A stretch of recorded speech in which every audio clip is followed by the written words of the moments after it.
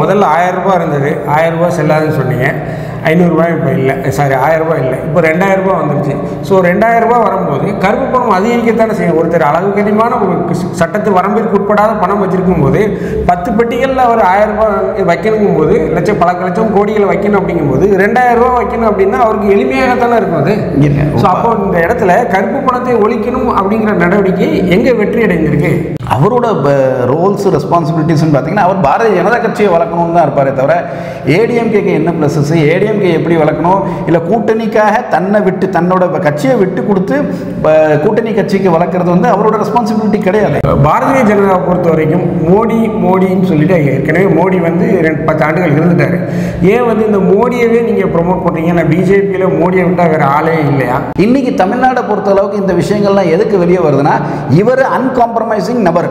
இவர் வந்து எந்த விஷயத்துக்கும் ஒரு கட்சி இவர்கிட்ட இருந்து இந்த வேலை வேணும், அவர்கிட்ட நம்ம இந்த வேலையை சாதிச்சுக்கலாம், அதுக்காக இவர் விஷயத்தை நம்ம இப்படி பிடிச்சு காமிப்போம், இல்லை இவர் இப்படி விட்டு கொடுத்துருவோம் அப்படிங்கிற காம்ப்ரமைஸ் பண்ணாத ஒரு நபர் வந்து நம்ம மாநில தலைவர் அண்ணாமலை. கூட்டணியில் இருந்துக்கிட்டு அந்த கூட்டணி கட்சியை பற்றியே ஒரு குறை சொல்வது வந்து அந்த கட்சியுடைய அடிமட்ட தொண்டர்களை பாதிக்கும், அவங்கள வந்து யோசிக்க வைக்கும். ஸோ அப்படி இருக்கும்போது அந்த தொண்டர்கள், அதிமுகவுடைய தொண்டர்கள் நாளைக்கு நீங்கள் கூட்டணியில் ஒன்று சேர்ந்து போட்டிடும் போது அவங்க தொண்டர்கள் எப்படி உங்களுக்காக வேலை செய்வாங்க? வீடியோ ரிலீஸ் ஆனதுக்கு அப்புறம் தானே பிபிசி மேல அந்த அமலாக்கத்துறை நடவடிக்கை இருக்கு. ஒரு நான் என்ன சொல்றேன், காக்கா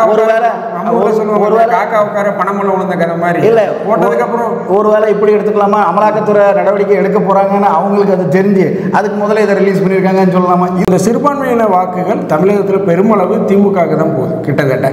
ஸோ 90% 99% சொல்லலாம். ஸோ அப்படி இருக்கும்போது இந்த சிறுபான்மையின மக்களுடைய வாக்குகளை கைப்பற்றுறதுக்கு உங்களுடைய மாநில தலைவர் அண்ணாமலைகிட்ட என்ன திட்டம் இருக்கு? வணக்கம். இன்னைக்கு நாம சந்திக்க போகிற விருந்தினர் நமக்கு ஒரு புதிய விருந்தினர், நெல்லை மாவட்ட பாஜகவுடைய மாவட்ட தலைவர் திரு தயாசங்கர் சார் அவங்கள தான் சந்திக்க போகிறோம். வாங்க நம்ம இப்போ நிகழ்ச்சிகள் போகலாம். சார் வணக்கம். வணக்கம் சார். எப்படி இருக்கீங்க சார்? நல்ல ஃபர்ஸ்ட் கிளாஸ். என்னுடைய முதல் கேள்வி என்ன அப்படின்னா, பாஜக ஒரு மதச்சார்புடைய கட்சியா, இல்லை மதச்சார்பற்ற கட்சியா, இல்லை எல்லா மதத்துக்கும் உண்டான கட்சியா?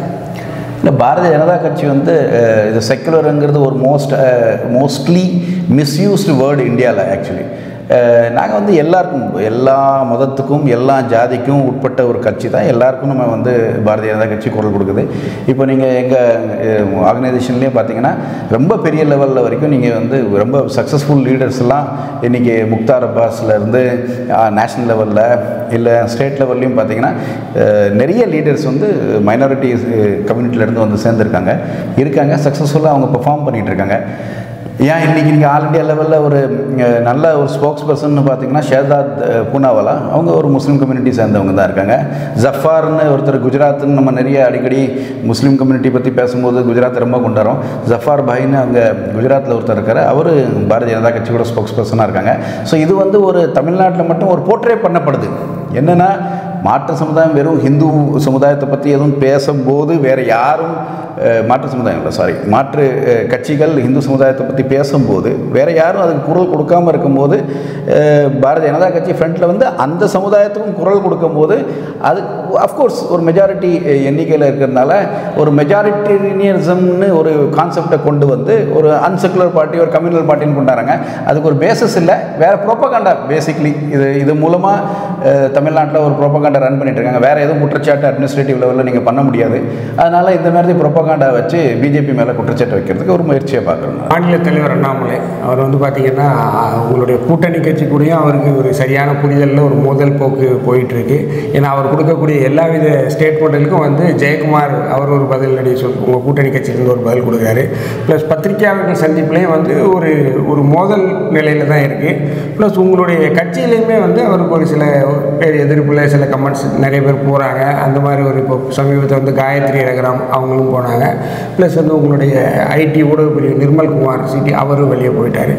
ஸோ ஒரு மாநில தலைவராக ஒரு பெரிய பொறுப்பில் இருக்கார். ஸோ எல்லாருக்கூடையுமே வந்து ஒரு மோதல் போக்கு, ஆளுங்கட்சியும் கூட ஒரு மோதல் போக்கில் தான் இருக்கிறாரு. ஸோ ஏன் வந்து இந்த மாதிரி ஒரு மோதல் போக்கை கடைபிடிக்கிறார்? ஒருவேளை போலீஸில் இருந்து வந்ததுனால அவருடைய அந்த பாணியை கடைபிடிக்கிறாரா? எதனால்? இல்லை, நீங்கள் மோதல் போக்குன்னு சொல்ல முடியாது. இது இங்கே லாங் டேர்ம் விஷயத்துக்குள்ள கரெக்ஷன்ஸ் அவர் நிறைய பண்ணிகிட்டு இருக்காரு. நீங்கள் ஒரு சில நபர்கள் வந்து விட்டுட்டு போனது வச்சதுங்கிறது சொல்ல முடியாது. எல்லாருக்கும் ஒரு ஆஸ்பிரேஷன்ஸ் இருக்குது, ஒரு ஆம்பிஷன் இருக்குது. பாலிட்டிக்கலி நான் சீக்கிரமாக க்ரோ ஆகணும்னு ஒரு ஆசை இருக்குது. அந்த க்ரோத் அவங்களுக்கு கிடைக்காம இருக்கும்போது, அந்த இம்பார்ட்டன்ஸ் கிடைக்காம இருக்கும்போது சில அங்கே 1-2 இதெல்லாம் எக்ஸப்ஷன்ஸ் எல்லா பார்ட்டிலையும் இருக்கும். ஏன் டிஎம்கேல சிட்டிங் எம்எல்ஏ கொண்டு பாரதிய ஜனதா கட்சியில் வந்து சேர்ந்தாங்க. ஸோ இதை வந்து நீங்கள் அது ஒரு தனிப்பட்ட ப்ரெஃபரன்சஸ்க்காக சில அமைப்பை விட்டுட்டு போகிறதோ ஜாயின் பண்ணுறதோ அப்படின்னு நம்ம சொல்ல முடியுமே தவிர, இது பெரிய ஒரு ஃபெனாமினன். நீங்கள் அதே நேரத்தில் இந்த 2-3 பேர் நீங்கள் ஒரு பேரை சொல்லும்போது அவங்க விட்டுட்டு போகிறத தவிர, நீங்கள் பல லட்சம் பேர் இப்போ வந்து மாநில தலைவர் அண்ணாமலை வந்தப்புறம் பல லட்சம் பேர் இன்றைக்கி நீங்கள் எங்களெல்லாம் நீங்கள் பார்த்தீங்கன்னா பூத் கமிட்டி போடுறது ஒரு நேரத்தில் இருந்த அந்த சிரமங்கள்லாம் இல்லாமல் இன்றைக்கி நாங்கள் கட்டுக்கடங்காத ஒரு கூட்டம் உள்ளே வந்திருக்கு. எங்களால் நிறைய பேருக்கு அந்த பொறுப்பு கொடுக்க முடியாத சூழ்நிலை இருக்குது. அதை யாரும் எண்ணிக்கையில் எடுக்க மாட்டேங்காங்க. மாற்று கட்சி கூட நீங்கள் இப்போ நீங்கள் கூட்டணி கட்சியாக என்டிஏல இருக்கிற ஏடிஎம்கே பற்றி நீங்கள் பேசுனீங்கன்னா, ஃப்ராங்க்லி அண்ணாமலை அவரே நிறைய தடவை ஒரு மாநிலத்தில் அவர் சொல்லியிருக்காரு.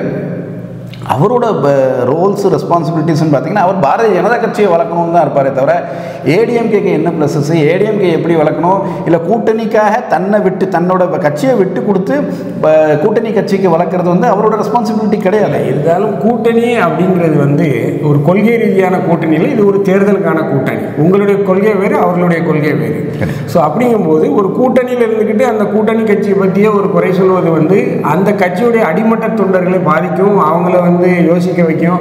ஸோ அப்படி இருக்கும்போது அந்த தொண்டர்கள், அதிமுகவுடைய தொண்டர்கள் நாளைக்கு நீங்கள் கூட்டணியில் ஒன்று சேர்ந்து போட்டிடும் போது அவங்க தொண்டர்கள் எப்படி உங்களுக்காக வேலை செய்வாங்க? இல்லை, சிம்பிளான விஷயம். அவர் சொல்கிறதெல்லாம் என்னது, மாநில தலைவர் சொன்னது என்னது, எங்கள் கட்சியை நான் பலப்படுத்த போகிறேன், எங்கள் கட்சிக்கு ஜாஸ்தி சீட் அது பண்ணுங்கள், உங்கள் கட்சியை நீங்கள் பலப்படுத்துங்க, ஒன்றும் பிரச்சனை இல்லை.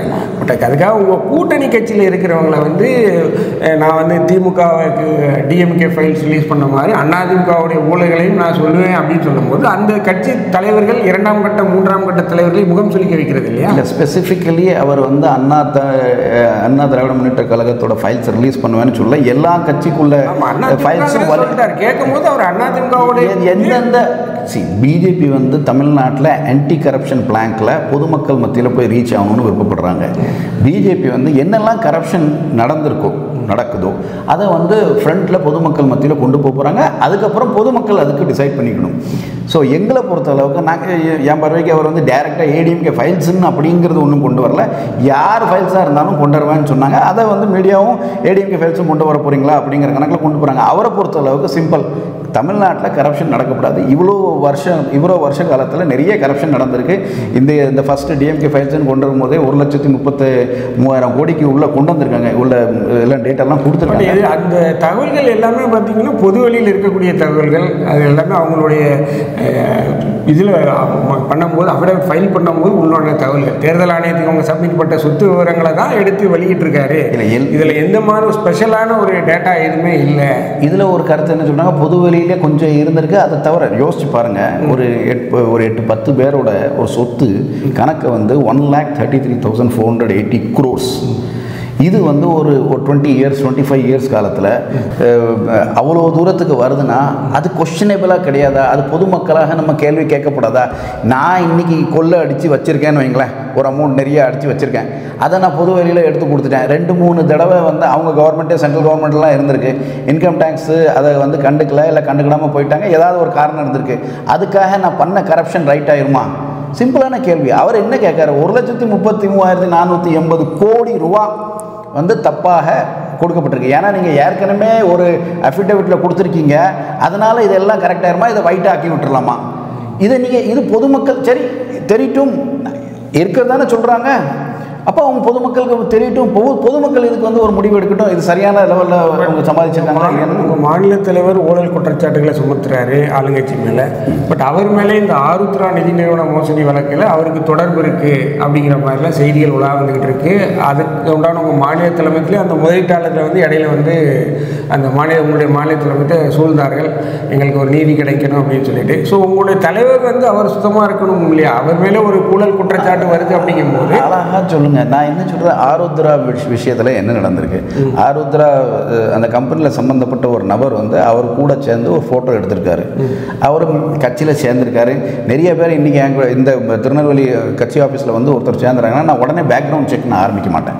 என்ன நடந்திருக்குன்னு பார்த்தா இவர் யார், இவர் எங்கேருந்து வராரு, எதுக்கு வராருன்னா பல ஆயிரக்கணக்கில் ஆட்கள் வராங்க. நாங்கள் வந்து நேரடியாக பேக்ரவுண்ட் செக் எடுத்து இவர் என்ன, இவர் குற்றச்சாட்டு இவர் மேலே ஏதாவது இருக்கா, இவர் ஏதாவது பேக்ரவுண்டில் கிரிமினல் ஆக்டிவிட்டீஸ்லாம் இருக்கா, இல்லை எந்த கம்பெனியில், இதெல்லாம் நம்மளால் பொலிட்டிக்கல் பார்ட்டிஸ் பண்ண முடியாது. ஒரு திருநெல்வேலி மாதிரி ஒரு மாவட்டத்திலேயே இதெல்லாம் பண்ண முடியாதுன்னா மாநிலத்தில் வந்து சேர்ற எண்ணிக்கையை பார்த்துட்டு அதெல்லாம் பார்க்க முடியாது. அவர் மேலே என்ன குற்றம், ஆருத்ரா கம்பெனியிலேருந்து அவர் என்ன எடுத்திருக்காருன்னு என்ன ஸ்பெசிஃபிக் குற்றச்சாட்டு இருக்குது. ஒரு நபர் வந்து கட்சியில் சேர்ந்திருக்காரு, பேக்ரவுண்ட் செக் பண்ணல, தெரிஞ்ச உடனே அவரை வந்து கட்சியிலேருந்து நீக்கிட்டாங்க. இதில் என்ன கரப்ஷன் இருக்குது? அவர் இதில் யாரும் வந்தால் எவ்வளோ பெரிய கிரிமினலாக வந்தாலும், அதே அந்த ஹரீஷ்ங்கிறவர் வந்து, அவர் பேர் ஹரீஷ், அந்த ஹரீஷ் வந்து சமீபத்தில் ஒரு இந்த சம்பவங்கள் நடக்க சற்று நாட்களுக்கு முன்பதாக நம்முடைய பாரத பிரதமர் மாண்புமிகு மோடி வந்து சென்னைக்கு வரும்போது அவரை வரவேற்க குழுவில் வந்து இந்த ஹரீஷ் வந்து இடம்பெற்றிருந்தார் அப்படிங்கிற ஒரு தகவலும் இருக்குது. ஸோ அப்படிங்கும்போது ஒரு பெரிய பாரத பிரதமர் அவர் போய் பார்க்கணுன்னா என்ன மாதிரி ப்ரோட்டோக்கால் இருக்கும், அவர் எப்படிலாம் செக் பண்ணுவாங்கிறது உங்களுக்கு தெரியும். ஸோ அந்த பாரத பிரதமரை வரவேற்கிற குழுவில் வந்து ஹரீஷுடைய பெயர், அதாவது இந்த ஆருத்ரா மோசடி சம்மந்தப்பட்ட ஹரீஷுடைய பெயர் இடம்பெற்றிருக்கு. ஸோ அப்படிங்கும்போது அது மக்களை யோசிக்க வைக்கிறது இல்லையா? ஸோ இதை பற்றி உங்களுடைய பார்வை? இதையும் திருப்பி நான் ஒரு விஷயத்தில் ஒரு விதமான இன்னோசன்ஸ் தான் சொல்ல முடியும். அவரோட ஃபுல் பேக்ரவுண்ட் தெரிஞ்சிருந்தாலே பொலிட்டிக்கலாகவே நம்ம ப்ராக்டிக்கலாக பார்த்தா கூட ஒரு மாநில தலைவர் வந்து இவர் மேலே இவ்வளோ தப்பு இருக்குது, அதனால் இவரை போய் நம்ம பிரதமர் முன்னால் காமிச்சிட்டோம்னா இவரோட தப்பெல்லாம் கழிச்சிடலாங்கிற முயற்சி அவரும் பண்ண முடியாது. அவர் என்ன ஸ்பெசிஃபிக்காக பண்ணியிருக்காரு அது வரைக்கும் அவரோட பேக்ரவுண்ட் தெரியல. அவர் பிரைம் மினிஸ்டர் ஒரு நிர்வாகி சென்னையில் வந்து சேர்ந்திருக்காரு, ஒரு முக்கியமான ஒரு ஆக்டிவிட்டியில் ஈடுபடுவார்னு நினச்சி அவர் பொலிட்டிக்கல் ஆக்டிவிட்டியில் கொஞ்சம் ஃபோர்ஸாக இருப்பாருன்னு நினச்சி கொண்டு போகிறாங்க. அதுக்கப்புறம் இது ஃபுல்லாக தெரியும் போது அவரை ஃபுல்லாக கட்சியிலேருந்து நீக்கிருக்காங்களேன். இதுவே இங்கே ஒரு கட்சியில் வந்து சேர்ந்துருக்காங்க, அவங்க மேலே நடவடிக்கையும் எடுத்திருக்கு. இதில் அவர் தப்பு பண்ணியிருக்காரு, ஆனால் வந்து சேர்ந்த இடத்துல என்ன தப்பு இருக்குது, என்ன சொல்ல முடியும்? அவர் என்ன ஆக்டிவிட்டி எடுக்க முடியும்? இவர் ஒன்று லா அண்ட் ஆர்டரை மெயின்டைன் பண்ணலை. அண்ணாமலை அண்ணா வந்து இன்றைக்கி தமிழ்நாடோட இன்டெலிஜென்ஸ் அவருக்கு ரிப்போர்ட் பண்ணல, தமிழ்நாடு எல்என்டோ ப்ராப்ளம்ஸை அவர் பார்த்துக்கிட்டு இருக்கல. ஸோ அவர் வந்து இதுக்கு அவரோட ஒரு கிரிமினல் ஆக்டிவிட்டீஸோ இல்லை இல்லீகல் ஆக்டிவிட்டீஸ் ஏதாவது நடந்துட்டு இருக்கா, இதுக்கு ஃபுல் ரெஸ்பான்சிபிலிட்டி ஒரு ஆர்கனைசேஷனோ ஒரு தனிநபரோ எடுக்கிறதுக்கு வாய்ப்பே இல்லை. சமீபத்தில் பிடிஆருடைய 2 ஆடியோக்கள், தமிழக நிதியமைச்சர் பிடிஆர் பழனிவேல்ராஜனுடைய 2 ஆடியோக்கள் ரொம்ப பரபரப்பாக போயிட்டு இருக்கு. அதுக்கு சமீபத்தில் ஒரு வாரத்துக்கு முந்தைய நம்முடைய தமிழக முதல்வரும் அந்த முதல்வன்கிற இதில் நிகழ்ச்சியில் அவரும் பதில் சொல்லியிருக்காரு. ஒரு கீழ்த்தரமான அரசியல் வந்து தமிழகத்தில் போயிட்டுருக்கு, இந்த மாதிரி ஆடியோக்களை விட்டு ஒரு கீழ்த்தரமான அரசியல் அப்படிங்கிற மாதிரி ஒரு வார்த்தையை வந்து தமிழக முதல்வர் அந்த பேச்சில் பேசியிருந்தாங்க, அந்த மேடை பேச்சில் ஆன்லைனில் பேசக்கூடியதில். ஸோ இந்த மாதிரி ஒரு வார்த்தையை வந்து பிரயோகிச்சிருக்காரு. ஸோ இதை நீங்கள் எப்படி பார்க்குறீங்க? ப்ளஸ் இந்த பிடிஆருடைய ஆடியோவில் இது வந்து ஒரு ஃபேப்ரிகேட்டடு ஆர்டிஃபிஷியல் இன்டெலிஜென்ஸை வச்சு இது வந்து உருவாக்கப்பட்டது அப்படின்னு சொல்லி பிடிஆரும் வந்து தனிப்பட்ட முறையில் அவர் வந்து யூடியூப்பில் ஒரு விளக்கம் கொடுத்துருந்தாரு. ஸோ இதை நீங்கள் எப்படி பார்க்குறீங்க? இந்த ஆடியோ வந்து உண்மையா? இந்த 30,000 கோடி வந்து சம்பாதிச்சிருக்காங்க அப்படின்னு அவர் சொல்லியிருக்காரு. சபரீசனும் உதயநிதியும் சேர்ந்து சம்பாதிச்சிருக்காங்க அப்படின்னு ஒரு ஸ்டேட்மெண்ட்டை சொல்லியிருக்காரு. ஸோ இதை நீங்கள் எப்படி பார்க்குறீங்க? இந்த ஆடியோ வந்து அண்ணாமலை அவர்களால் தான் பிடிஆரை வந்து குறிவைத்து இந்த ஆடியோவை வெளியிட்டிருக்காங்க அப்படிங்கிறதையும் சொல்கிறாங்க. ஸோ இதை பற்றி ஒரு மாவட்ட தலைவராக உங்களுடைய பார்வை என்ன? இல்லை, சிம்பிளான விஷயம். இந்த ஆடியோ வந்து கரெக்டான ஆடியோ, அதுக்குள்ளே வாய்ஸ் வந்து பிடிஆரோட வாய்ஸ் தான் சொல்லி எக்ஸ்பர்ட்டே கொண்டு வந்துட்டாங்க. இல்லை, அவர் மறக்கிறாரு. இங்கேங்க என் வாய்ஸ்லேருந்து ஏதாவது தப்பாக வந்துட்டுன்னா அவர் சொன்ன விஷயங்களை அவர் வந்து அக்செப்ட் பண்ணிக்கிட முடியாதுங்க. அக்செப்ட் பண்ணாலே கவர்மெண்ட் விழுந்து. ஏன் என்னன்னா, எதுக்காக அந்த கேள்வியை நான் கேட்குறேன், ஏன்னா நீங்கள் தான் வந்து ஆளுநரை சந்தித்து உங்களுடைய மாநில தலைவர்கள் வந்து இது மேலே நடவடிக்கை எடுக்கணும்னு சொல்லி ஆளுநரை சந்தித்து கொடுத்துருக்கீங்க. அப்போ நீங்கள் தானே ப்ரூவ் பண்ணணும். இது இல்லை, நாங்கள் ப்ரூவ் பண்ண வேண்டியது கூட இல்லை. Third party expert, voice expert இதை வந்து அவரோட வாய்ஸ் தான் சர்டிஃபை பண்ணிட்டாங்க. ஆக்சுவலி நான் அந்த நபரோட பேரும் நான் எடுத்து நான் உங்களுக்கு கொடுக்கேன். நான் அதுக்கப்புறம் வேணால் நீங்கள் யூடியூப்பில் கீழே கூட அந்த நபரோட இதெல்லாம் டீட்டெயில்ஸ் நான் லிங்க் கூட கொடுக்கேன். அவர் இதை சர்டிஃபை பண்ணிட்டாரு, இது அவரோட வாய்ஸ் தானே, பிடிஆரோட வாய்ஸ் தானே, அவரே சர்டிஃபை பண்ணிட்டாரு. அவர் இதை ரெஃப்யூஸ் பண்ண முடியாது. அவருக்கு ஒரே எஸ்கேப் ரூட் என்னன்னா, இது என்னோட வாய்ஸ் இல்லைன்னு சொல்கிறது தான் எஸ்கேப் ரூட். இப்போ அரசியல்வாதிகள்லாம் ஏதாவது அரெஸ்ட் ஆனோம்னா நெஞ்சு வலி வந்துடும்ல, அது மாதிரி நான் ஏதாவது சொன்னால் இது எனக்கு என்னோட வீடியோ இல்லை, என்னோட ஆடியோ இல்லை, இதை வந்து மேடப் இதை வந்து யூஸ் பண்ணியிருக்காங்க, மாஃப் பண்ணியிருக்காங்கன்னு சொல்கிறது தான் எஸ்கேப் ரூட்டை. அதை பொறுத்த அளவுக்கு எக்ஸ்பர்ட்டே சொல்லிட்டாங்க இது வந்து அவரோட வாய்ஸ்ன்னு. செகண்டு, கீழ்த்தரமான அரசியல்னு முதலமைச்சர் சொல்கிறது எது? 30,000 கோடி அவங்க அவர் சொன்ன ஸ்டேட்மெண்ட், நான் சொன்ன ஸ்டேட்மெண்ட் இல்லை, பிடிஆர் அவரோட வாய்ஸில் வந்து ஸ்டேட்மெண்ட் என்னென்னா 30,000 கோடி அவர் தாத்தா கூட சம்பாதிக்கிறது இவங்க 1 வருஷம் 2 வருஷத்தில் சம்பாதிச்சிட்டாங்கன்னு சொல்கிறாங்கன்னா அது கீழ்த்தரமான அரசியலா, இல்லை இந்த மாதிரி ஒரு வாக்குமூலத்தை வெளியிடுறது கீழ்த்தரமான அரசியலா? இல்லை எங்களோட வேலை என்னங்க, நாங்கள் எதிர்கட்சிங்க, நாங்கள் வந்து பிடிஆரை அவரை டிஃபெண்ட் பண்ண போகிறோமா, இல்லை ஆளுங்கட்சி வந்து பரவாயில்ல இதெல்லாம் பண்ணால் கூட நாங்கள் இதெல்லாம் பொதுமக்கள் மத்தியில் கொண்டு போகக்கூடாது அப்படிங்கிறது எங்கள் வேலை இல்லை. பேசாமல் இருக்கிறது தான் அவங்களோட வேலை. அவங்க யார் கூடயோ பேசிகிட்டு இருக்கும்போது இது வாக்குமூலமாகவே கொடுக்காங்க. இவங்க 30,000 கோடி சம்பாதிச்சுங்க, ஒரு நாளைக்கு 30-40 கோடி எங்கேருந்துங்க வருது? இதெல்லாம் உழைப்பாலேயே வருது. கீழ்த்தரமான அரசியல்னா இந்த மாதிரி சம்பாதிக்கிறது தானே கீழ்த்தரமான அரசியல். கரப்ஷனுங்கிறது என்னது? இதை சொல்கிறது கீழ்த்தரமாக எப்படி ஆக முடியும்? இதை ஹைலைட் பண்ணுறதோ பொதுமக்கள் கிட்ட கொண்டு போகிறது எப்படி கீழ்த்தரமாக? இருந்தாலும் வந்து பார்த்திங்கன்னா மக்கள் மத்தியிலையும் பொதுவெளியில் மூத்த அரசியல்வாதிகள் பத்திரிகையாளர்கள்லாம் பேசிக்கின்னா தமிழக அரசியல் அண்ணாமலை வந்ததற்கு அப்புறம் பொதுவெளியில் அரசியல்வாதிகள் பேசுகிறதுக்கே பயப்படுறாங்க. வந்து ஒரு ஆரோக்கியமான சூழ்நிலை இல்லை, பேசுறதுக்கே பயப்படுறாங்க. ஏதாவது ஸ்டிங் ஆப்ரேஷன் பண்ணிடுறாங்களோ, இல்லை வந்து கேமரா வைங்க பட்டன் கேமரா வச்சுட்டு வந்துடுறாங்களோ அப்படிங்கிற மாதிரி ஒரு பயம் இருக்குது. பொதுவெளியில் ஒரு பத்திரிகையாளர்கள் கூட சந்தித்து பேசுறதுக்கு பயப்படுறாங்க. ஸோ இது வந்து ஒரு ஆரோக்கியமான போக்கு இல்லை அரசியலில் அப்படிங்கிற மாதிரி சொல்கிறாங்க. இந்த மாதிரி வார் ரூம் வச்சுட்டு அண்ணாமலை செயல்படுறாருன்னு சொல்லி ஏற்கனவே வந்து அவர் மேலே ஒரு குற்றச்சாட்டு இருக்குது. ஸோ அவர் வந்து தன்னை மட்டும் பிரபலப்படுத்தி கொள்கிற மாதிரி ஒரு குற்றச்சாட்டும் இருக்குது. ஸோ பத்திரிகையாளர்கள் மத்தியில் இந்த மாதிரி ஒரு கருத்து இருக்குது. ஒருத்தர் தனிப்பட்ட முறையில் பேசுகிறத வந்து பொதுவெளியில் வெளியிடுறது வந்து அது எப்படி நாளைக்கு உங்களை ஒருத்தரை சந்திச்சோ ஒரு எப்படி பேசுவாங்க, ஒரு நம்பிக்கை இழக்கக்கூடிய சூழ்நிலை அங்கே வருது இல்லையா? 2 விஷயங்க இதில். ஒன்று வந்து டெக்னாலஜி மாறுதுங்க. இன்றைக்கி நம்ம பெட்ரூமில் இருந்தால் கூட சில விஷயங்கள் வந்து ரொம்ப கவனமான பேச்சு தான் யாருக்கூடையும் பேசணும். ட்ராயிங் ரூமில் உட்காந்து பேசிட்டு டெக்னாலஜி மாறுது. இது ஒன்றும் இன்றைக்கி அண்ணாமலை வந்திருக்காரு அதனால தான் இதெல்லாம்ங்கிறது சொல்ல முடியாது. டெக்னாலஜி இருக்குது, நிறைய ஸ்டிங் ஆப்ரேஷன் பண்ணிட்டு இருக்காங்க, நிறைய எக்யூப்மெண்ட்ஸ் வந்துட்டு. அது ஒன்று. 2வது நான் என்ன சொல்கிறேன்னா, இன்றைக்கி தமிழ்நாடை பொறுத்தளவுக்கு இந்த விஷயங்கள்லாம் எதுக்கு வெளியே வருதுன்னா, இவர் அன்காம்ப்ரமைசிங் நபர். இவர் வந்து எந்த விஷயத்துக்கும் ஒரு கட்சி இவர்கிட்ட இருந்து இந்த வேலை வேணும், அவர்கிட்ட நம்ம இந்த வேலையை சாதிச்சுக்கலாம், அதுக்காக இவர் விஷயத்தை நம்ம இப்படி பிடிச்சி காமிப்போம், இல்லை இவரை இப்படி விட்டு கொடுத்துருவோம் அப்படிங்கிற காம்ப்ரமைஸ் பண்ணாத ஒரு நபர் வந்து நம்ம மாநில தலைவர் அண்ணாமலை. அவர் இவ்வளோ ஃபோர்ஸாக கொண்டு போகிறதுனால அன்காம்ப்ரமைசிங் அந்த ஆட்டிடியூட்னால எல்லாத்தையும் எடுத்து உடைக்காரு அவர் சிம்பிளாக. இதுதானுங்க தமிழ்நாட்டுக்கு இன்றைக்கி வேணும். இல்லைனா ஏடிஎம்கே ரூலிங்கில் இருக்கும்போது அவங்க ரொம்ப பார்த்தும் பார்க்காமலும் டிஎம்கே அனுசரிக்கிறதோ, இல்லை டிஎம்கே ரூலிங்கில் இருக்கும்போது அப்படி அந்த மாதிரி கான்செப்ட் இருக்கக்கூடாது. வெளிப்படையாக நம்ம நம்பிக்கைத்தன்மையாக மெயின்டைன் பண்ணணும். நம்பிக்கைத்தன்மையை மெயின்டைன் பண்ணால் பொதுமக்களுக்கு மட்டும்தான் பண்ணணும். அரசியல்வாதிகள் கிட்ட நான் மற்ற கட்சிகள் கிட்ட ரொம்ப நம்பிக்கையாக இருக்கேங்கிறது பண்ணுறது வந்து அது ஒரு ஆப்பர்ச்சுனிஸ்டிக் நபர் தான். அது இல்லாதது தமிழ்நாட்டுக்கு என் பார்வைக்கு இது ஒரு புது விதமான அரசியல், புது ஒரு விதமான ஒரு மொத்தம் பொலிட்டிக்கல்ஸ் லேண்ட்ஸ்கேப்பே மாறுது. அதுக்கு காரணம் இவர் இருக்கிறனால, அதனால் எல்லா ரூல்ஸும் பிரேக் பண்ணுறது அதனால அருமையான விஷயம் தானே. பொதுமக்கள் அதை வரவேற்கணும்ல. சரி சார், இருந்தாலும் ஒரு தனிப்பட்ட விதத்தில் 2 பேர் பேசிக்கிறத வந்து ஒரு பொது வெளியில் வெளியிடுங்கும் போது அந்த இடத்துல அவங்க இருவருக்கு உண்டான அந்த ப்ரைவசி அப்படிங்கிறத வந்து தனிப்பட்ட ஒரு கருத்து. இப்போ நீங்கள் நான் உங்கள்கிட்ட பேசினதுக்கப்புறம் கூட நீங்கள் சில கருத்துக்கள் சொல்லலாம்.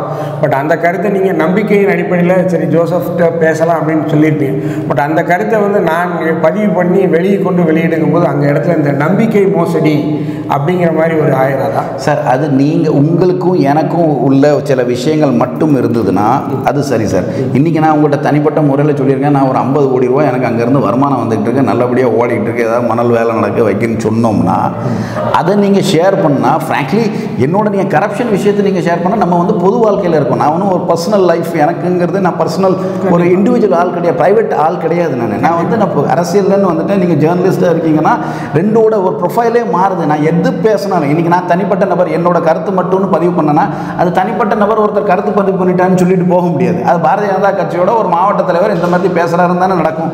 ஸோ அந்த மாதிரி விஷயங்களை நீங்கள் கண்டெயின் பண்ணணும்னா பொது வாழ்க்கைக்கு வந்தப்புறம் உங்களுக்கு இந்த மாதிரி லைஃப் இதுக்குள்ளே ப்ளஸ்ஸும் இருக்குது மைனஸும் இருக்குது. இந்த மாதிரி விஷயங்கள் வரும். அதை வந்து மெச்சூரிட்டியாக இவங்க ஹேண்டில் பண்ணணும். ப்ளஸ் பொலிட்டிக்கல் பார்ட்டிஸ்க்கு ஒரு பர்டிகுலர் கரப்ஷன் விஷயமோ இல்லை பொதுமக்களுக்கு தீமை விளைவிக்கிற மாதிரி எதுவும் விஷயங்கள் இருந்தால் அது கொண்டு போகிறது ஒரு பொலிட்டீஷியனோட கடமை. அது பண்ணுறதை பற்றி எனக்கு இன்னமும் அது தப்பாக தெரியல. இது இவங்களுக்கு புதுமையாக இருக்குது, அது ஒன்று தான் ப்ராப்ளமே தவிர இஷ்யூஸில் இவங்க பேசணும். இஷ்யூ கரெக்டாக இருக்கா தப்பாக இருக்காங்க. 2024 பாராளுமன்ற தேர்தல் வருது. மோடி ஆல்ரெடி 10 ஆண்டுகளை நிறைவு செய்ய போகிறாரு. ஸோ பாரதிய ஜனதாவை பொறுத்த வரைக்கும் மோடின்னு சொல்லிட்டு ஏற்கனவே மோடி வந்து 10 ஆண்டுகள் இருந்துட்டார். ஏன் வந்து இந்த மோடியவே நீங்கள் ப்ரொமோட் பண்ணுறீங்க? நான் பிஜேபியில் மோடியை விட்டால் வேறு ஆளே இல்லையா? இல்லை ஒரே மோடியை மட்டுமே நீங்கள் ஏன்னா அடுத்த கட்ட தலைவர்களுக்கும் வாய்ப்பு கொடுக்கணும் இல்லையா? அவருக்கு அடுத்த நிலையில் உள்ளவங்களுக்கும் ஒரு பாரத பிரதமர் ஆகணும் அப்படிங்கிற ஒரு எண்ணம் இருக்கும். ஏன் மோடிங்கிற ஒரு பிராண்டே நீங்கள் ப்ரொமோட் பண்ணுற மாதிரி இருக்கு? ஏன்னா மோடி இல்லைன்னா பிஜேபியில் வேறு ஆளே இல்லையா? இல்லைங்க, பிஜேபி வந்து பக்காவான ஒரு ஆர்கனைசேஷன் பேஸ்ட் பார்ட்டி. எல்லாருக்கும் ஒரு பாரத பிரதமராக 10 வருடம் இருக்கிறது வந்து ஒரு பெரிய பொறுப்பு இல்லை. அடுத்த கட்ட தலைவர்களுக்கும் வளர்ச்சி அடையணும், அவங்களும் அடுத்த பொறுப்பு மேல் நோக்கி வளரணும் இல்லையா? அதான வளர்ச்சிங்கிறது வந்து உடல் சமகாலமாக தலை மட்டும் பெருசாக இருந்து கால் சிறுசாக இருக்கக்கூடாது இல்லையா? எல்லாருக்கும் அந்த வாய்ப்புகள் வசதிகள் போகல. நீங்கள் இப்போ வந்து பிரைம் மினிஸ்டர் வந்து திருப்பி இப்போ பிரதமர் நரேந்திர மோடி மட்டும் பிரைம் மினிஸ்டர் கேண்டிடேட்டாக ஏன் வைக்கிங்கன்னு கேட்குறீங்களா? அவரை எல்லா எலெக்ஷனுக்கும் அவரை மட்டும் பெரிய பிராண்டாக அவரை மட்டும் தானே பிராண்டை ப்ரமோட் பண்ணுறீங்க. இப்போது தமிழகத்தில் இருக்கக்கூடிய மெயின் பிரச்சனை என்ன அப்படின்னா, எடப்பாடிக்கும் அண்ணாமலைக்கும் இடையே நடக்க பிரச்சனை என்ன? எடப்பாடி என்ன சொல்கிறாரு, தமிழகத்தில் நாங்கள் பெரிய கட்சி, ஆனால் அண்ணாமலை என்னோட ஸ்டேட்மெண்ட் என்ன, மத்தியில் நாங்கள் தான் மோடிங்கிற உருவம் தான் பெரியது அப்படிங்கிறாரு. ஆனால் தமிழகத்தில் எடப்பாடி 2 ஸ்டேட்மெண்ட்டுமே சரியான ஸ்டேட்மெண்ட் தான். பட் அந்த இடம் பொருள் ஏவலை பொறுத்து அந்த ஆட்கள் வந்து மாறுறாங்க. ஸோ அப்படிங்கும்போது மோடி அப்படிங்கிற ஒரு உருவத்தை மட்டுமே பின்னோக்கி செல்வது அது வந்து ஒரு சரியான பாதையாக நீங்கள் தேர்ந்தெடுக்கிறது இல்லைங்க. நான் என்ன சொல்கிறேன், நீங்கள் பாரதிய ஜனதா கட்சியை பார்த்தீங்கன்னா பல கட்டத்தில் இப்போ நீங்கள் பிரதமர் இருக்கார், ஹோம் மினிஸ்டர் அமித்ஷா இருக்காங்க, யோகி ஆதித்யநாத் இருக்காங்க, ரீஜனல் லீடர்ஸ். காங்கிரஸை பொறுத்தளவு காங்கிரஸ் அமித்ஷாவுக்கு கூட ஒரு ஆசை இருக்கும், நம்மளும் 10 வருஷம் ஹோம் மினிஸ்டர் ஆகும் இல்லை இவர் நம்ம வந்து பிரதமர் ஆகணும்னு அவருக்கு ஒரு ஆசை இருக்கும். இருக்கலாம் இருக்கலாம். இல்லை நான் என்ன சொல்கிறேன், எல்லாருமே கேடர் பேஸ் பார்ட்டி. எங்கள் பார்ட்டியை கரெக்டாக புரிஞ்சுக்கிறவங்க இந்த மாதிரி பொறுப்புக்கு பின்னால் தலைவர்கள் போக மாட்டாங்கங்கிறது தெரிஞ்சிடும். சிம்பிளாக அமித்ஷாஜியே 2014 அப்புறம் ஜெயிச்சப்பறம் நீங்கள் என்னவா ஆக போகிறீங்க, அவர் நேஷனல் பிரசிடென்ட் ஆகிறதுக்கு முதல்ல நான் எதுவுமே ஆக போகிறதில்ல, எனக்கு வந்து பார்ட்டி என்ன வேலை கொடுக்குதோ அது மட்டும்தான் இருக்கேன். நாங்கள் பொறுப்பு, பொசிஷன், அந்தஸ்தை அது பார்த்து போகிற பார்ட்டி.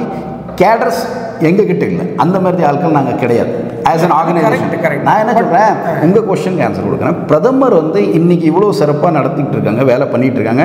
இன்றைக்கி இந்தியாவுக்கு மட்டும் லீடர்ஷிப் இல்லாமல் அவங்க வேர்ல்டுக்கே ஒரு லீடர்ஷிப் கொடுவாங்க. G20க்கு லீடர்ஷிப் இன்றைக்கி வந்து இந்தியாவுக்கு வந்திருக்கு. G20 நீங்கள் சொல்கிறீங்க, இப்போ G20க்கு இந்தியா தலைமை தாங்கிறதுனால ஏன் வாழ்க்கை முன்னேறுமா? இல்லை, இது ஒரு எக்ஸாம்பிள். இது நடத்துறதுனால இல்லை, அது வந்து அந்த ஒரு இதே வந்து பிஜேபி வந்து முன்னெடுக்குது. பாண்டிச்சேரியில் மீட்டிங் நடக்குது, டெலிகேட்ஸ் வர்றாங்க, ஒவ்வொரு ஊர்லேயும் நடக்குது.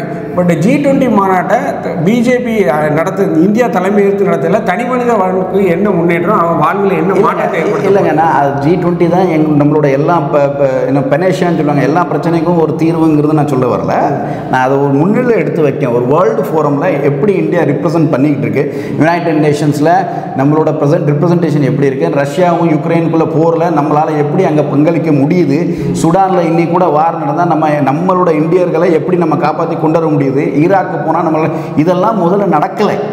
இதெல்லாம் நம்ம கவர்மெண்ட்ஸ் வந்து யாராவது மாட்டிக்கிட்டாங்கன்னா, நான் கொஞ்சம் வருஷம் வெளிநாட்டிலாம் இருந்திருக்கேன். அப்போ கூட நீ பார்த்தீங்கன்னா ஒரு இந்தியன்னு சொல்லி இந்தியன் பாஸ்போர்ட்டுக்குள்ள வேல்யூவேஷன் இன்றைக்கி என்ன இருக்கோ உலக நாட்டில் அது ஒரு 10-15 வருஷம் முதல்ல போட்டிங்கன்னா அப்படி கிடையாது. ஸோ அவ்வளோ பெரிய ஒரு ஸ்டேட்டஸ் கொடுத்துருக்கிற நபர் யார்? நான் G20 எல்லாருடைய சொல்யூஷன் சொல்ல, அது ஒரு எக்ஸாம்பிள் நான் சொல்லிட்டு இருக்கேன்.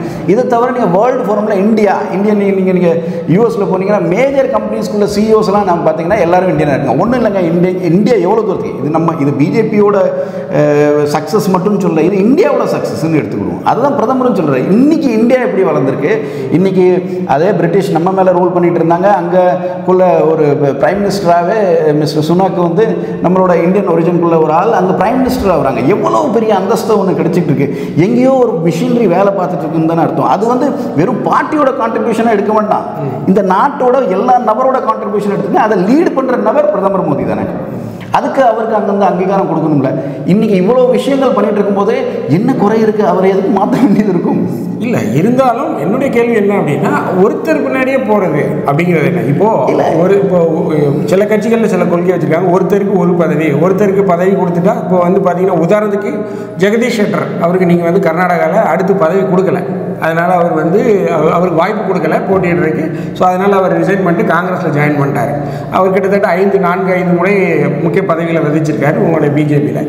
ஸோ அதே மாதிரி ஒரே நபரையே நீங்கள் போர்ட்ரேட் பண்ணுறீங்க, அடுத்தவருக்கும் வாய்ப்பு கொடுக்கல இல்லையா? இப்போ அமித்ஷா கொடுக்கலாம், உதாரணத்துக்கு நான் சொல்கிறேன். அவர் டிஃப்ரெண்ட்டாக ஒரு ஹேண்டில் பண்ணுவார். ராஜ்நாத் சிங் இருக்கிறாரு. ஸோ பல்வேறு கட்ட தலைவர்கள் இருக்காங்க இல்லையா? ஜேபி நட்டா இருக்கிறாரு, அவர் இருக்கிறாரு. ஸோ அவரை போர்ட்ரேட் பண்ணலாம் இல்லையா? அதுக்காக நான் சொன்னீங்க ஒரே நபர் பின்னாடியே போகிறீங்க. ஒரு குறிப்பிட்ட ஒரு பொறுப்புக்கு ஒரு மோஸ்ட் எலிஜிபிள் ஆள் இருக்கார், அதனால் நம்ம அந்த டிபேட்டுக்குள்ளே போக முடியாதுன்னு என்னோட கருத்து. செகண்ட் என்னென்னா, இந்த குற்றச்சாட்டு நீங்கள் எந்த கட்சியில் கூட வைக்கலாம். ஒரு ஃபேமிலி ரன், இப்போ திமுகன்னு பார்த்தீங்கன்னா ஒரு ஃபேமிலியில் இருந்தால் வர முடியும். நீங்கள் தெலுங்கானாவில் போயிட்டீங்கன்னா டிஆர்எஸ்லையும் ஒரு ஃபேமிலி தான் ஃபுல்லாக ரூல் பண்ணிட்டு இருக்கு. அது மாதிரி நார்த்தில் போயிட்டீங்கன்னா சமாஜ்வாதியில் போயிட்டீங்கன்னா முலாயம் சிங் ஃபேமிலி, அகிலேஷ் யாதவ் தான் யூஸ் பண்ணிட்டு இருக்காங்க. ஆனால் இதே ஸ்ட்ரக்சர், இந்த குற்றச்சாட்டு ஒரு கட்சி மேலே வைக்க முடியாதுன்னா அது ஒரே கட்சி பிஜேபியாக தான் இருக்கும். நீங்கள் பாருங்கள், உத்தரப்பிரதேஷ்குள்ளே நம்ம வந்து எலெக்ஷனை பிரதமர் வாராரு, டபுள் இன்ஜின்குள்ளே சர்க்காருன்னு நாங்கள் ஒரு வாதத்தை வச்சு நம்ம எலெக்ஷன் ரன் பண்ணாலும் அங்கே மோதிங்கிற ஒரு டாப் லீடர் இருக்காருங்க. அதே மாதிரி மத்திய பிரதேசில் 3-4 தடவை நாங்கள் ஜெயிச்சிட்டு இருக்கோம்னா அங்கே சிவராஜ் சிங் சௌஹான் மாதிரி ஒரு ஸ்ட்ராங் லீடர் இருக்காங்க. அங்கே நீங்கள் குஜராத்தில் பார்த்தீங்கன்னா அங்கேக்குள்ள லீடர்ஷிப் தனியாக ரெப்ரசென்ட் பண்ணுங்க. ஒவ்வொரு ஸ்டேட் வைஸ், ரீஜன் வைஸாக எங்களுக்கு லீடர்ஸ் இருக்கிறதுனால இன்றைக்கி தமிழ்நாட்டில் அண்ணாமலை மாதிரி ஒரு ஐபிஎஸ்லேருந்து வாலண்டரி ரிட்டையர்மெண்ட் வாங்கிட்டு வந்து இவ்வளோ ஃபெனாமினலாக ஒரு மாற்றத்தை கொண்டு வர்ற மாதிரி நபர்கள் இருக்கிறதுனால தானே இவ்வளோ விஷயங்களையும் எங்களால் கொண்டு போக முடியுது. ஆல் ஓவர் த கண்ட்ரி ஒவ்வொரு தடவையும். இப்போ இன்றைக்கி காங்கிரஸ்குள்ள பிரச்சனையே என்ன இருக்குன்னா, அவங்கக்கிட்ட ராகுல் காந்தி, பிரியங்கா காந்தி, சோனியா காந்தின்னு சொல்லிக்கலாம், ஆனால் ரீஜனல் லீடர்ஸே கிடையாது. இந்த குற்றச்சாட்டு நீங்கள் வந்து எங்கள் ஆர்கனைசேஷனில் லீடர் டெவலப் பண்ணலைன்னு சொல்கிறது எனக்கு என்ன பொறுத்தளவு கொஞ்சம் அபத்தமாக இருக்குது. ஏன்னா எந்த ஆர்கனைசேஷன்லையும் சொல்லலாம், ஆனால் நான் பட்டியல் போட்டேன்னா நீங்கள் ஸ்டேட் வைஸ் அவ்வளோ லீடர்ஸ் இருக்காங்க. நீங்கள் இவர் ஜெகதீஷ் ஷெட்டார்னு சொன்னீங்கன்னா அது ஒரு பொலிட்டிக்கல், இங்கே பாருங்கள் சில பேருக்கு கர்வ் மேலே போகுங்க, பொலிட்டிக்கல் கர்வ் அது என்றைக்குமே மேலே தான் இருக்கும்னு சொல்ல, வின்னபிலிட்டின்னு ஒரு ஃபேக்டர் இருக்கும். அங்கேக்குள்ளே லீடர்ஷிப் முடிவு பண்ணியிருப்பாங்க இவங்களுக்கு இந்த தடவை ஜெயிக்க முடியாதுன்னு. சில தடவை டிப் ஆகும், 4 தடவை எம்எல்ஏ இருக்கலாங்க, 5 தடவை அவங்களுக்கு அந்த பாப்புலாரிட்டி குறையலாம். ஸோ இருந்தாலும் இவர் அன்றைக்கி இருந்தாருன்னு சொல்லி இது அகெயின் ஒரு ஹெல்தி டெமோக்ராட்டிக் ப்ராசஸ் இருக்குதுன்னு காமிக்குது. ஒரு சிஎம்மாக இருந்தால் கூட அவருக்கு டிக்கெட் கிடைக்காது, எதுவுமே கிராண்டட் கிடையாது. இங்கே ஒரு சாதாரண டீ வித்துட்டு இருக்கிற ஆள் கூட பிரைம் மினிஸ்டர் ஆயிடலாம். ஆனால் சிஎம்மாக இருந்தால் கூட அடுத்த எலெக்ஷனில் உங்களுக்கு வந்து டிக்கெட் கிடைக்கணும்னு கன்ஃபர்மேஷன் கிடையாதுங்கிறது ஒரு அருமையான உதாரணம். இதுக்கு மேலே ஒரு டெமோக்ராட்டிக் ப்ராசஸ் ஒரு பார்ட்டிக்குள்ளே அந்த ப்ராசஸ் ஆனால் மோடிக்கு கிடைச்சிக்கிட்டே இருக்கு, அடுத்தவருக்கு கிடைக்க மாட்டேங்குது. ஆனால் மோடிக்கு திரும்ப புவர் கிடைக்குது. இல்லை, புவர் பர்ஃபார்மன்ஸ் இருந்தால் தானங்க கிடைக்காம போகணும். நல்லா நான் பண்ணிக்கிட்டு இருந்தேன்னா நீங்கள் எதுக்குங்க என்ன கழிக்கணும்? மோடி வந்து நல்லா பெர்ஃபார்ம் பண்ணுறாருன்னு சொல்கிறீங்களா? மோடியோட யாரும் நல்லா பெர்ஃபார்ம் பண்ணுறது இல்லை. ஆக்சுவலாக முதல்ல அவருடைய தேர்தல் அறிக்கையில் என்ன இருந்தது அப்படின்னா 15 லட்சம் ரூபாய் எல்லாருடைய அக்கௌண்ட்லையும் போடுவோம் அப்படின்னு ஆண்டு கரெக்ஷன் இல்லை 12 கோடி வேலை வாய்ப்பு. இல்லை நான் ஒன்று பல்வேறு நிறுவனங்கள் வந்து இப்போ வந்து ஸ்டார்ட் அப் நிறுவனங்களே பார்த்தீங்கன்னா ஸ்டார்ட் இந்தியா சொல்லிங்க, பல்வேறு ஸ்டார்ட் அப் நிறுவனங்களே வந்து அவங்களுடைய நிறுவனங்களை மூடிட்டு போகிறாங்க. ஒரு சாஃப்ட்வேர் ஒரு கொஸ்டின் நீங்கள் என்ன சொல்கிறீங்க? தயவுசெய்து தமிழ்நாட்டில் ஒரு ரொம்ப தப்பான பரப்புரை பண்ணது வேறு சில பகுதியில் நார்த்லேயும் சரி, மோடி என்றைக்குமே 15 லட்சம் ரூபா உங்கள் அக்கௌண்ட்டில் வந்துடும் கொடுத்துருவோன்னு மீட்டும்